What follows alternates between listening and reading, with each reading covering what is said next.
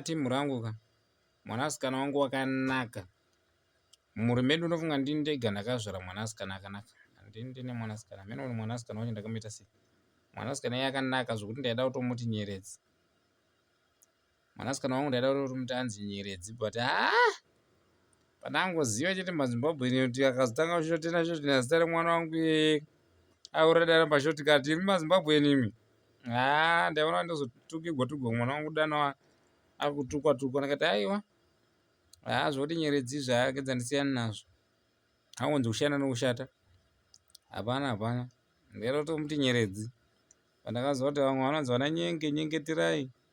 Ndikati mwana wangu ndiye uzonzi shoti kati ya Nyeredzi. maZimbabwe ndakabva ndasiyana nazvo.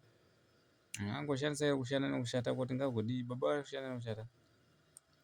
Baba kushana nekushata murume wangu. Baba kushana nekushata. Pese pauchaenda usandisiye murume wangu. Kwauchaenda usandisiye. Baba kushana nekushata murume wangu. Kwese kwauchagara ugare neni. Kwese kwauchaswera uswere neni murume wangu. Chese chauchadya udyewo neni murume wangu. Chese chauchamwa umwewo neni. Pandomwa zedhi ropa uchorota.